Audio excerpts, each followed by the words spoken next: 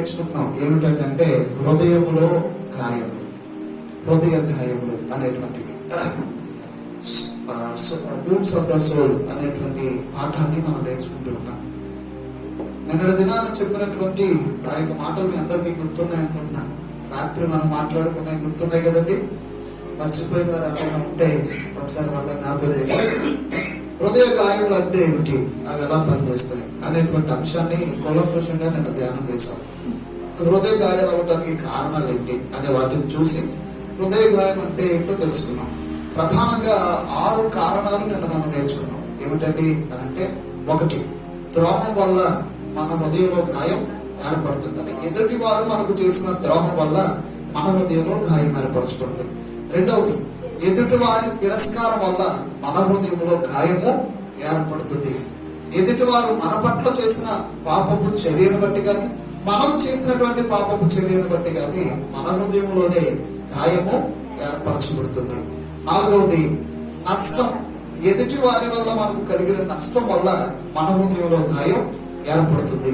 5వది, abuse అంటే దూషణ, దూషింపబడటం, రకరకాల మాటలు కావాలని మన మీద పలకటం, సూటిపోటు మాటలు పలికి మన హృదయాన్ని గాయపరచడం, ఇతరులు మన పట్ల పలికినటువంటి పదాల వల్ల, మాటల వల్ల హృదయంలో గాయం ఏర్పడుతుంది.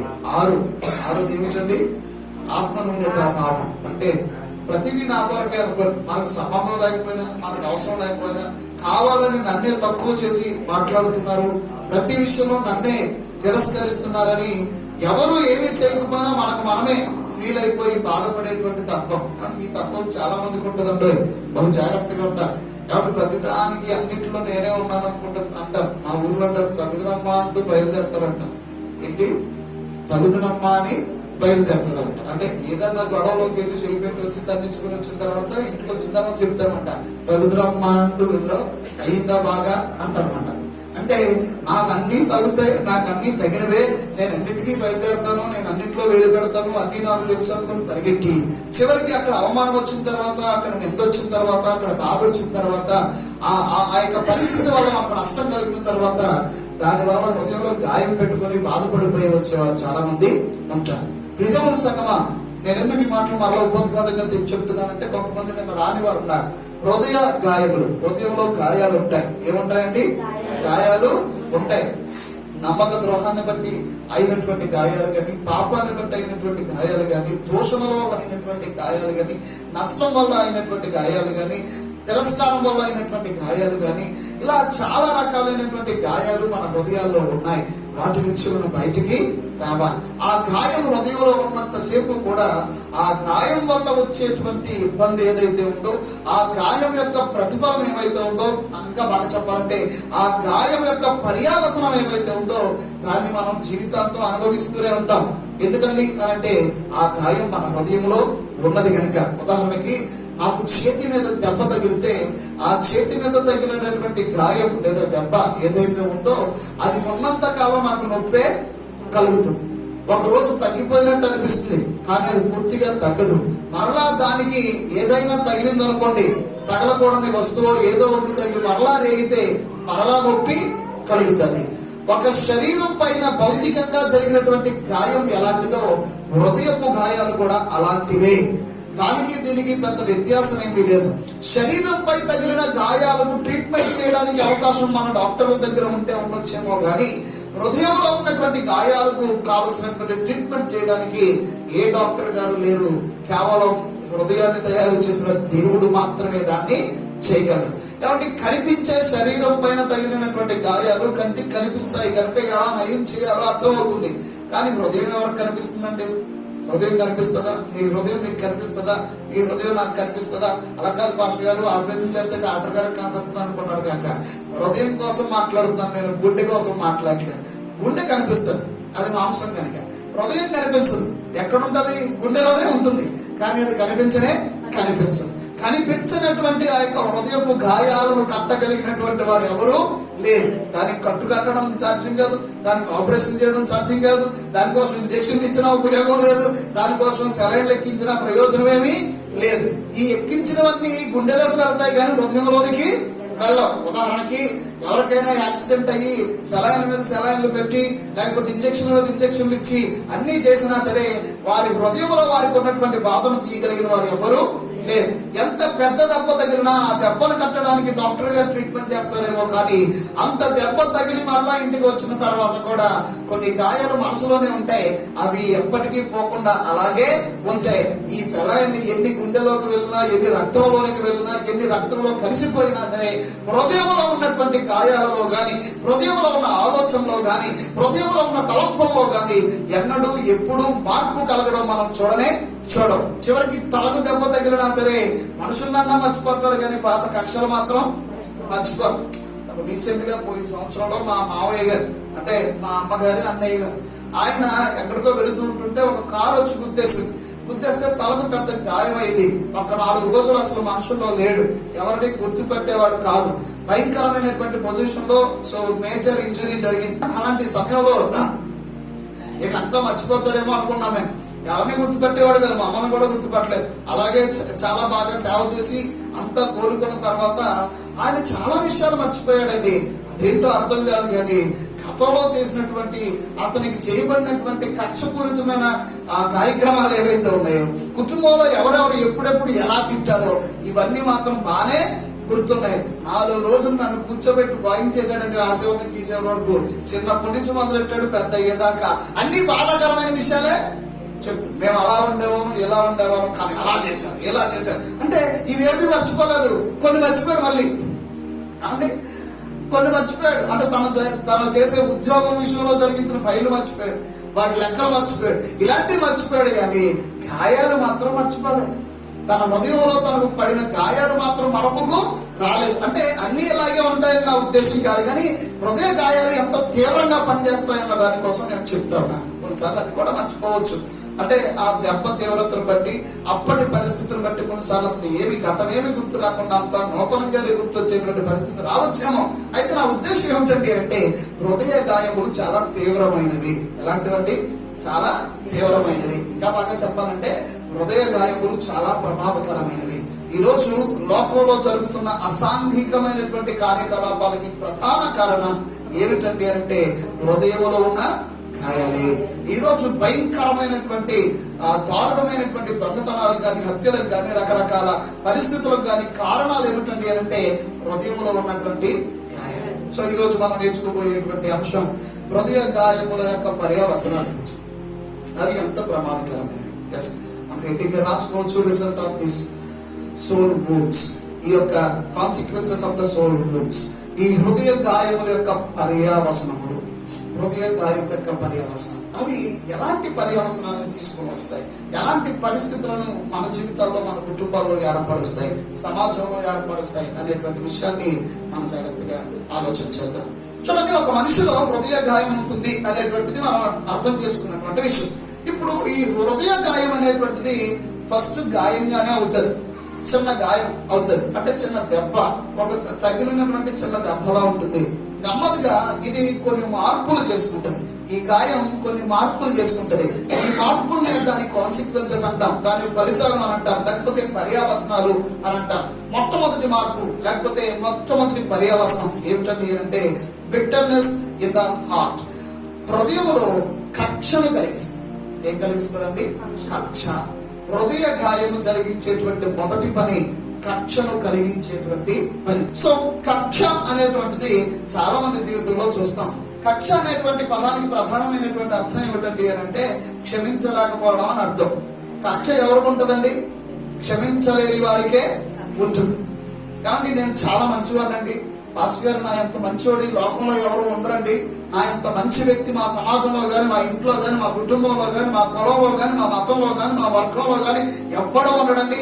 అంత మంచిగా ఉన్న నన్ను, ఎంత మాట అన్నారు పాస్టర్ గారు మీకు తెలుసా, ఎంత మంచిగా ఉన్న నన్ను నలుగురులో వేలెత్తి అవమానించారు. ఎంత బాధ కలిగింది అనుకుంటున్నారు? హృదయంలో ఒక రకమైన బాధ, ఒక రకమైన వేదన కలిగింది. ఆ పనికిమాలిన వ్యక్తి ఆ రోజు నన్ను అంత మాట అన్నందుకు నాకు కలిగిన ఈ గాయం ఎప్పటికీ మీరు ఎన్నైనా చెప్పండి, ఆయన మాత్రం క్షమించండి. ఎంత వాక్యమైనా చెప్పండి, నా వల్ల కాదండి ఆయనతో మాట్లాడడం. మీరు ఎన్ని రకాలుగా చేయమని ప్రార్థన చేయమంటారా చేస్తారు, వాక్యం చెప్పమంటారా చెప్తా, చదవమంటారా చదువుతాను, బాప్టిజం తీసుకోమంటారా తీసుకుంటాను, రొట్టెల అక్షరాలు తీసుకోమంటారా అన్ని తీసుకుంటాను, ఇంకా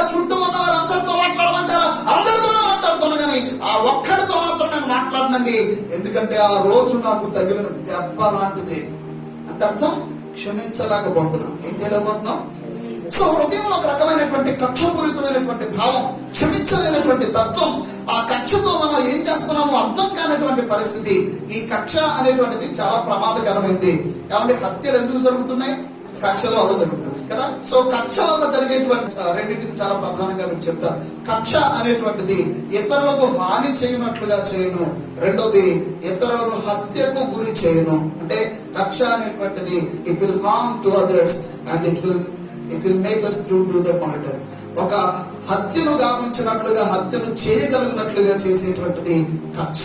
సో కక్ష అనేటువంటి ఈ యొక్క పర్యావసనం ద్వారా రెండు ప్రధానమైనటువంటి పాపాలు జరుగుతున్నాయి. ఏమిటండి అంటే ఇతరులకు హాని చేయట, రెండోది అవసరమైతే ఇతరులను చంపుట. ఇవి రెండు ప్రధానమైనటువంటి పాపాలు. దేవుని యొక్క వాక్యంలో ఆజ్ఞలు చెప్తూ ఉన్నప్పుడు చెప్పినటువంటి మాట, నిన్ను వలె నీ పొరుగు వారిని చెప్పను. ఏమంటుంది అది? నిన్ను వలె.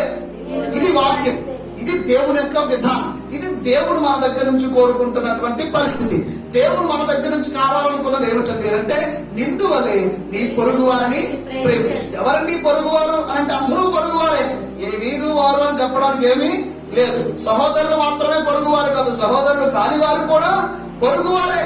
దేవుని సంఘం జాగ్రత్తగా ఆలోచిస్తే నిన్ను వలె నీ పొరుగు వారిని ప్రేమించమంటే నిన్ను వలె పొరుగు వారిని ప్రేమించడానికి బదులు వారికి హాని చేసేటువంటి పాపాన్ని ఏర్పరిచేది ఏమిటండి అంటే హృదయపు గాయం అనగా కక్ష. దేవుని స్తోత్రం కలుగునుగాక. నా మాట మీకు అర్థమవుతుంది అనుకున్నాను. కక్ష పొరుగు వారికి హాని చేయడానికి నడిపిస్తుంది. కక్ష నరహత్య చేయకూడదు అనే ఆజ్ఞను అతిక్రమించున్నట్లు చేయి. ఈ రోజున ప్రియ దేవుని సంగమా, జైల్లో ఉన్నటువంటి వారి దగ్గర ఒకవేళ ఎప్పుడైనా వెళితే వారి దగ్గరికి వెళ్ళి నాయన ఎందుకైనా నువ్వు ఈ జైల్లోకి వచ్చావు అని అంటే వాడు అంటాడు మా ఆవిని చంపి వచ్చానండి అని అంటాడు. ఒకడంటాడు మా ఇంటి పక్కన ఆవిని వేసేసి వచ్చానండి అని ఎవడు ఇంకొకడు ఉంటాడు. మరి నువ్వెందుకు వచ్చావరా అని అంటే అప్పుడు బ్యాంకులో ఒకసారి సరదాగా వెళ్ళి డబ్బులు అట్టుకొచ్చేసానండి, ఆ రోజు దొరికేసానండి, అందువల్ల వేసేసానండి అని ఇలా చెప్తూ ఉన్నటువంటి వారిని కొంచెం జాగ్రత్తగా ఆలోచించి అసలు ఎందుకు మీ ఆవిని చంపావు అని అంటే ఆవిడ ఒక మాట అన్నదండి, ఆ మాటకు భరించడం నా వల్ల కాలేదు, 4 రోజుల నుంచి ఆ మాట తట్టుకోలేక ఇంకా చివరికి చాలా కోపం వచ్చింది. 4 రోజుల కక్ష 5వ రోజున హతమార్చడానికి కారణమైంది. అరే నువ్వెందుకు పక్కన చంపేశావు అని అంటే మా సరిహద్దుకి ఆవిడ సరిహద్దుకి గొడవ వచ్చిందండి. ఒక అరణ్యం దగ్గర చచ్చిపోతుంది, ఏం చేయాలో అర్థం కావట్లేదు.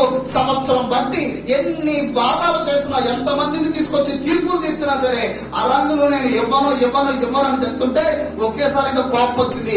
సంవత్సరం బట్టి ఉన్నటువంటి కక్ష ఒక్కరోజు కట్టలు తెంచుకొని పైకొస్తే కత్తి దొరకారు పట్టుకెళ్ళి వేసి వచ్చేసానండి అని అంటాడు. అవునంటారు కదండి. ఎందుకు దొంగతనం చేస్తావు అని అంటే వాడు కూడా ఏదో కారణాన్ని చెప్తాడు. ఈ దేవుని సంగమా, వారి హృదయంలో ఒక రకమైనటువంటి కక్షపూరితమైనటువంటి పరిస్థితి ఏర్పడడానికి కారణం ఎదుటివారు చేసిన అన్యాయం, ఎదుటివారు మాట్లాడినటువంటి మాటలు, వారు దూషించినటువంటి దోషణం. దేవుని స్తోత్రం కలుగునుగాక. సో ఈరోజు నేను ఈ విషయాన్ని చెప్తేనే కొంతమందిని ఉదాహరణగా బైబిల్లో చెప్తుంటాను. అప్పుడు మీరు చెప్పాలి వారి హృదయ గాయం ఏంటో మీరు చెప్పాలి. నేను కక్షకు సంబంధించిన విషయాన్ని చెప్తాను. వారు ఎందుకు అంత కక్షగా ఉన్నారు, ఆ కక్షగా ఉండడానికి కారణమైన హృదయ గాయం. సో జాగ్రత్తగా మనం విందాం ప్రియ దేవుని సంగమా. కక్ష అనేటువంటిది ప్రజలను భయంకరంగా ఈ రోజు ఏలుబడి చేస్తుందని చెప్పొచ్చు. క్రైస్తవులైనటువంటి వారు కూడా ఇందులో ఏమి పెద్ద అతిథులేవి కాదు. అతిథులు అంటారా? ఏమన్నా మీకేం కక్షలు లేవా, కోపాలు లేవా? ఎందుకు లేవు? అన్నీ ఉన్నాయి. బయటకు రావడానికి సమయమే ఇంకా రావట్లేదు. ఎప్పుడా ఎదురు చూస్తున్నాం. అయ్యారు దొరికితే వేసేద్దాం అన్నట్టుగా. ఒకసారి ఒక కుటుంబంలో ఒక తల్లిదండ్రి, వారికి ఒక అబ్బాయి ఉన్నాడు. మంచిగా ఆ అబ్బాయి చదివేవాడు, చాలా బాగా చదివేవాడు. స్కూల్కి వెళ్ళి చదువుతూ వస్తా ఉంటే మంచి మార్కులు వచ్చాయి. ఒకసారి చక్కగా లెక్కల్లో 94 మార్కులు వచ్చినాయి. వెంటనే వచ్చి నాన్నగారికి చూపిస్తే నాన్నగారు అన్నాడు 7 సేవలు 94 ఇంకా మార్కులు పోయాయి కదా అని అన్నాడంట. ఇదేంటో నా బాబు 94 వచ్చాయి, మా స్కూల్లో ఎవరికి రాలేదు, అందరికంటే ఎక్కువే నాకు వచ్చాయని నాన్నగారికి చెప్తే కనీసం మెచ్చుకోలేదు అని చెప్పి బాధపడ్డాడట. రెండోసారి మరలా పరీక్షల్లో 95 వచ్చినాయి. నాన్నగారు ఈసారి 95 వచ్చినాయి అని అంటే 7 సేవలు 5 మార్కులు పోయినాయి కదా అని మరలా అన్నాడట. ఇతను కొంచెం బాధ కలిగింది. కుర్రాడు 7 తరగతులు చదువుతున్నటువంటి వ్యక్తికి బాధ కలిగింది. అలా బాధ కలుగుతుంటే మరలా మరలా 97 మార్కులు వచ్చినా సరే నాన్న మెచ్చుకోలేదట. ఈసారి 98 వచ్చినాయి. 98 వచ్చినా సరే వచ్చి ఇంకా 2 మార్కులు నీకు రాలేదా అని అనేసి ఇంట్లోంచి బయటకు వెళ్ళిపోయాడంట. బయటకు వెళ్ళిపోయిన తర్వాత ఈ అబ్బాయి కూడా వెళ్ళిపోయాడు. ఎక్కడికి వెళ్ళాడో ఎవరికి తెలీదు. వీళ్ళు ఊరంతా ఎదుగుతున్నారు, ఈ కుర్రాడు ఎక్కడికి వెళ్ళాడు, కుర్రాడు మా అబ్బాయి ఎక్కడికి వెళ్ళాడు, నా పక్కింటి అన్నాడు గారు, ఈ పక్కింటి అన్నాడు గారు, అందరిని అడుగుతుంటుంటే ఎవరు అడిగినా సరే మాకు కనిపించలేదు, మాకు కనిపించలేదు, మాకు కనిపించలేదు, మాకు కనిపించలేదు. ఓ టెన్షన్ పడిపోతూ ఉన్నారు. భార్య భర్తలు ఇద్దరు మాట్లాడుకున్నారు, ఏమండి ఎందుకండి 98 మార్కులు వచ్చినాయి కదా, బాగా వచ్చినాయని ఒకసారి అంటే సరిపోతుంది కదంటే, నువ్వు ఊరుకాడికి మంచి మార్కులు వస్తాయని నేను అన్నానని ఆయన. వీళ్ళిద్దరూ గొడవ పడుతున్నారు, ఊరంతా తిరుగుతున్నారు. ఇక చివరికి సాయంత్రం వచ్చేసరికి అలిసిపోయి ఏం చేయాలో అర్థం కాక ఎలాగా కుమారుడు పోయాడని చాలా బాధపడుతూ వేదన చెందుతూ ఇద్దరు ఇంట్లోకి వచ్చి కూర్చొని మాట్లాడుకుంటారంట. ఏమని మాట్లాడుకుంటారంటే, నీ వల్లే వాడు పారిపోయాడు అని ఈవిడ మొదలెట్టింది. నేనేం చేశాను అసలు, నీ వల్లే పోయి ఉంటాడు, నేనేదో అన్నాను అనుకో, నువ్వన్నా ఏదో సర్ది చెప్పొచ్చు కదా, వాడికి నువ్వు కనీసం పట్టించుకోలేదు, వాడు ఎక్కడికి వెళ్తున్నాడో కూడా నువ్వు చూసుకోలేదు, అందుకే పోయాడని వీళ్ళిద్దరూ దెబ్బలాడుకుంటూ చివరికి ఒక మాట భర్త అన్నాడు. ఏమన్నాడంటే, ఏమీ లేదే, 95 మార్కులు రావడం అంటే మామూలు విషయం కాదు, 97 మార్కులు రావడం అంటే మామూలు విషయం కాదు, అసలు 98 మార్కులు రావడం అంటే చాలా గ్రేటు. అదే మాట వాడి దగ్గర అంటే వాడు 95లోనే ఉండిపోయేవాడు, వాడు బాగా చదువుతాడని నేను 95 వచ్చినా సరే కొంచెం తిట్టినట్టుగా మాట్లాడాను తప్ప వాడి మీద నాకు ఎందుకు కోపం ఉంటుంది చెప్పు, వాడి మీద నాకు ఎందుకు ద్వేషం ఉంటుంది చెప్పని ఇద్దరు మాట్లాడుకుంటుంటే అయ్యగారు నెత్తి మీద నుండి అంటున్నాడు.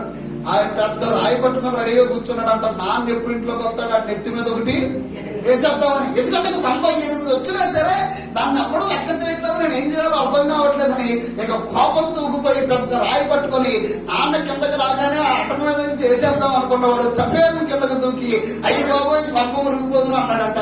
నువ్వే ఇప్పుడు దాకా ఎక్కడికి వెళ్ళారంటే పైన ఉన్నాను, ఏం చేస్తారంటే రాయట్టుకుని నాన్న మీద వేసేద్దాం అనుకున్నాను. కానీ ఇప్పుడే తెలిసింది 98 వచ్చినా సరే మా నాన్నగారు నన్ను మెచ్చుకున్నారు అన్న విషయం. అంటే చూడండి, ఆ యొక్క చిన్న బిడ్డకి 7-8 తరగతులు చదువుతున్నటువంటి ఆ యొక్క వ్యక్తి యొక్క హృదయంలో కలిగినది ఏమిటండి అంటే కక్ష. ఏం కలిగింది? కక్ష. ఈరోజు నేనేమంటానంటే, ఆ నాన్నగారు తనను మెచ్చుకోకుండా ఉన్నంతసేపు తన హృదయంలో ఒక రకమైన గాయం ఏర్పడింది. ఏ గాయం ఏర్పడిందండి? ఒకటి తిరస్కారం వల్ల గాయం, రెండోది దూషించడం వల్ల గాయం. ఈ 2 గాయాలు ఆ బిడ్డలోనికి రావడం వల్ల కక్ష అనేటువంటిది రిజల్ట్ గా వచ్చింది. ఇప్పుడు ఈ కక్షలో నుంచి ఏం చేయాలనుకున్నాడు తెలుసా? మర్డర్ చేయాలనుకున్నాడు, హత్య. ఎవరిని? సొంత తండ్రిని. ఈ రోజుల్లో చాలా మంది జీవితాల్లో మనం పొద్దున్నే న్యూస్ పేపర్ తీయగానే మనకు కనిపించేది ఇవే. తండ్రి కొడుకుని చంపేశాడని, భార్య భర్తను చంపేసిందని. ఇప్పుడు విచిత్రం కనిపిస్తుందా? చాలా మంది భార్యలు చంపేస్తున్నారు అండి ఈ రోజుల్లో. భర్తను చంపట్లేదు అనుకుంటున్నారు, భార్యలు ఏమన్నా తప్పు తిన్నారు అనుకుంటున్నారా?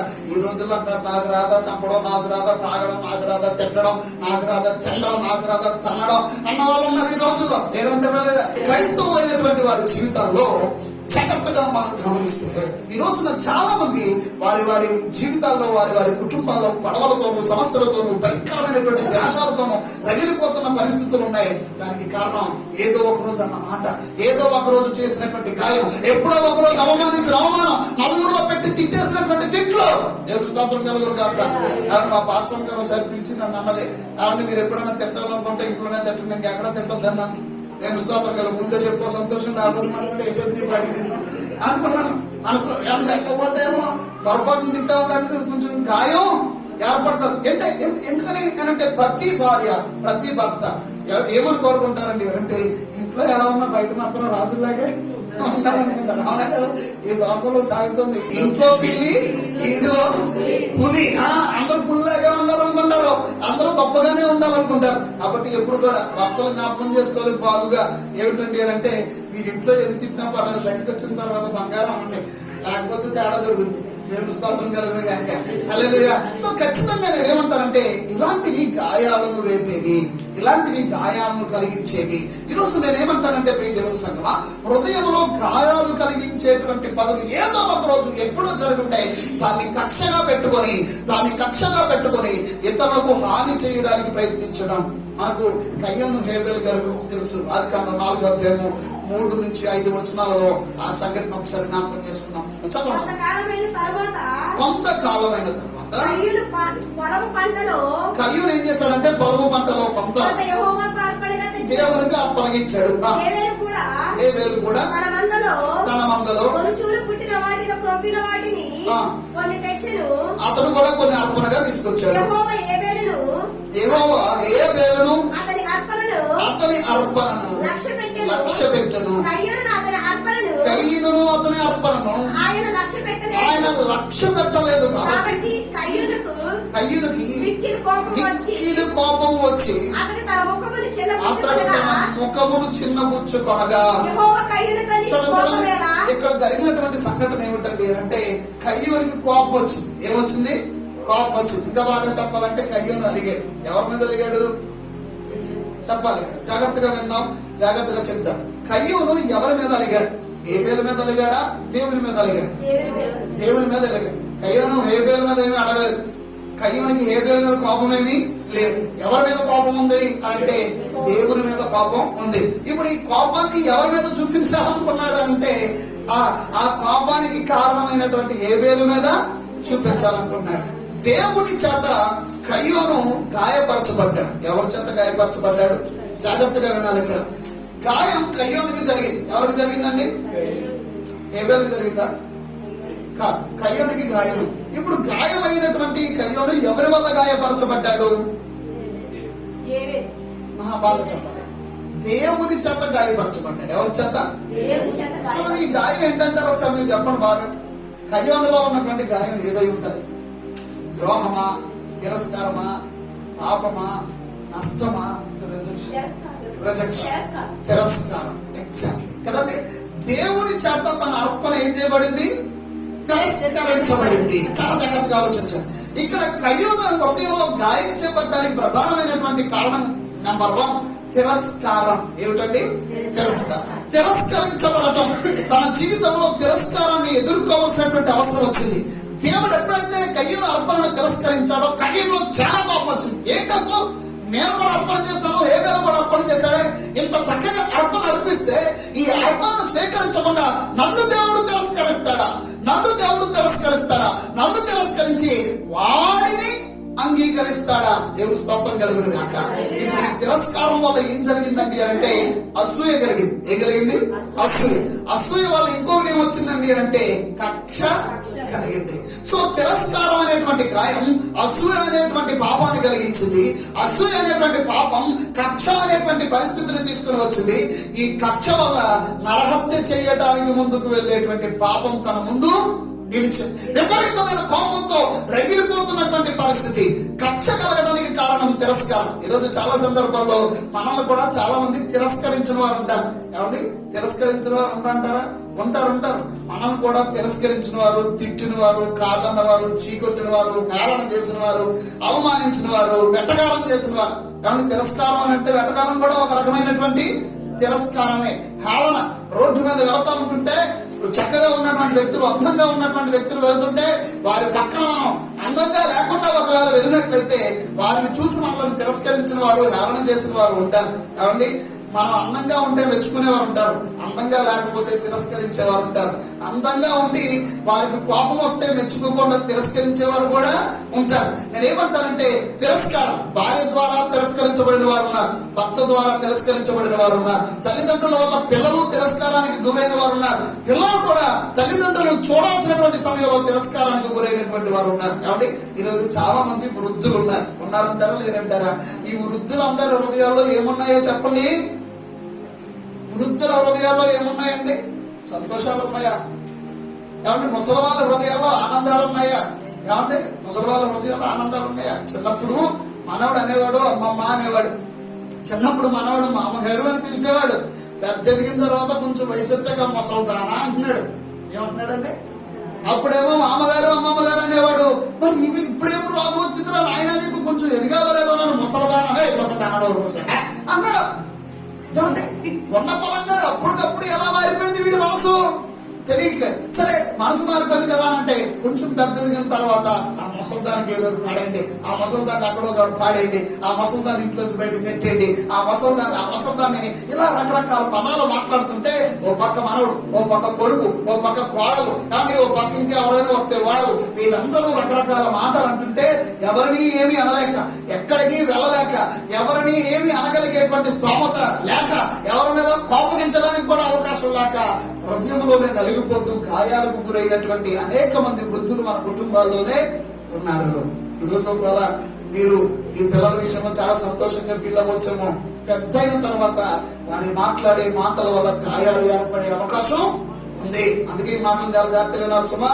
ఇలాంటి గాయాలు ఏర్పడినప్పుడు ఎలా బయటికి రావాలనేటువంటిది మనం సాయంత్రం కానీ రేపు కానీ నేర్చుకుంటాం. అప్పుడు మనకు పూర్తి వివరం అర్థమవుతుంది. కానీ ఈ రోజు మనం నేర్చుకునేది గాయాల యొక్క పర్యావసనాలు.